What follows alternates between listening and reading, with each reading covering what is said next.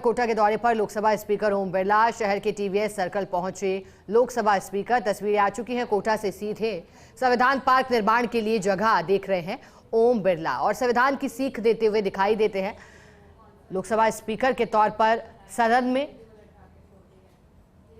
सदस्यों को संविधान का पाठ पढ़ाते हैं और अब संविधान पार्क निर्माण के लिए जगह देखने आए। चूंकि संसदीय क्षेत्र कोटा लोकसभा स्पीकर ओम बिरला का संसदीय क्षेत्र के दौरे पर जब भी पहुंचते हैं तो उनकी कोशिश ये रहती है कि आम जनजीवन को बेहतर करने के लिए, चाहे जन सुनवाई का दौर हो या फिर संवाद स्थापित करने का या फिर विकास के कार्य कोटा में करवाने की बात हो। कोटा में संविधान पार्क में आने वाली पीढ़ियों को भारत के संविधान की जानकारी हो। भारत का संविधान हमारा मार्गदर्शक है। हमारे संसदीय लोकतंत्र की उपज संविधान से हुई है और हमने दुनिया में बताया कि संसदीय लोकतांत्रिक शासन चलाने की सर्वश्रेष्ठ पद्धति है। इस लोकतांत्रिक व्यवस्था से हमने 75 साल के अंदर भारत में सामाजिक आर्थिक परिवर्तन किए। चर्चा, संवाद, सहमति, असहमति, ये भारत के विचारों में है, कार्यप्रणाली में है। इससे हम ये कह सकते हैं कि आज़ादी का लोकतंत्र भारत में है। भारत के अंदर प्राचीनतम समय भी गांव, समिति, सभा व्यवस्थाएं थी जिसमें चर्चा, संवाद होता था, सहमति, असहमति होती थी, निर्णय फैसले होते थे। उस समय भी सर्वसम्मति निर्णय फैसले होते थे। बाबा साहब अम्बेडकर जी ने, संविधान सभा के उन सभी महान विभूतियों ने भारत का संविधान बनाया। व्यापक चर्चा, संवाद से उस संविधान का निर्माण किया। आज वो संविधान हमारा मार्गदर्शक है। हर व्यक्ति को समानता, मौलिक अधिकार, लेकिन उसके साथ बदलते परिप्रेक्ष्य के अंदर भारत में हर व्यक्ति के कर्तव्य, अगर हमारी सबकी ड्यूटीज होगी, हम सब कर्तव्य मानेंगे देश को आगे बढ़ाने में, तो हम और कड़ी मेहनत से काम करेंगे, परिश्रम करेंगे। हर क्षेत्र में जहाँ भी हम कार्य कर रहे हैं, हमारा लक्ष्य, हमारी दिशा, हमारा दृष्टिकोण देश को आगे बढ़ाने का होगा और इसी दृष्टिकोण विचार से आने वाली पीढ़ियाँ इस संविधान पार्क में, जहाँ बाबा साहब अम्बेडकर जी के जीवन से मार्गदर्शन लेगी और तमाम संविधान के अंदर प्रदत्त उन सब महान विभूतियों ने जिन्होंने अपनी अपनी डिबेट और चर्चा से इसको कुछ हम डिजिटल भी बनाएंगे ताकि डिजिटल स्वरूप में हर व्यक्ति उनकी चर्चा को सुन सके, संवाद को सुन सके।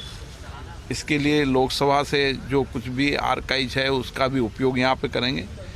एक बेहतरीन संविधान पार्क बनाएंगे ताकि आने वाली पीढ़ी भारत के संविधान के अधिकारों और आने वाले समय में कर्तव्य दायित्व को निभा कर देश को आगे बढ़ाने में अपने दायित्व को निभाए। बिरला साहब, ये संविधान ही है कि आज देश में एक चाय वाला प्रधानमंत्री है, एक मामूली क्लर्क का बेटा लोकसभा का स्पीकर है। संविधान पार्क कई जगह पर है, ये पार्क किस तरह से हटकर होगा?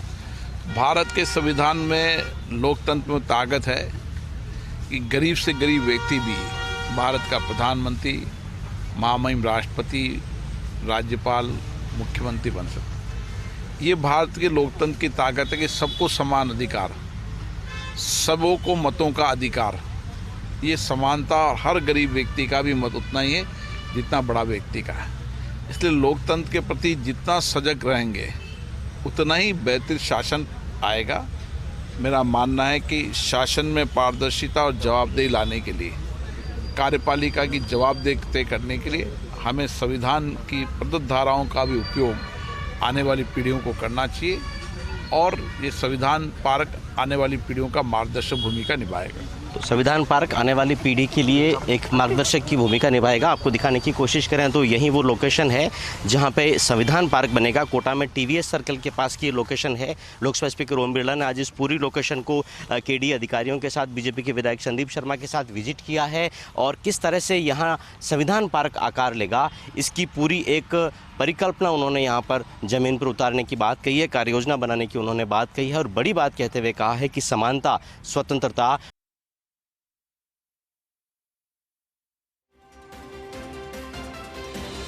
तो देखिए कि जैसा कि ओम बिरला संविधान पार्क के लिए जगह का निरीक्षण कर रहे थे, लेकिन हमारे सहयोगी और कोटा से रेजिडेंट एडिटर भंवर ने उनसे बातचीत की तो लोकसभा स्पीकर ओम बिरला ने बताया कि संविधान पार्क बनाने के पीछे का मकसद यही है कि आने वाली पीढ़ियां संविधान पार्क और संविधान की महत्वता को जानें।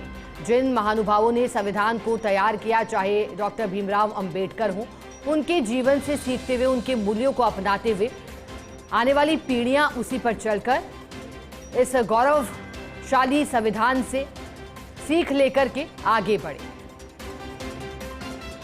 इस दौरान उन्होंने जिक्र भी किया कि कैसे संविधान महामहिम या राज्यपाल में एक आम व्यक्ति तक को भी जगह देता है।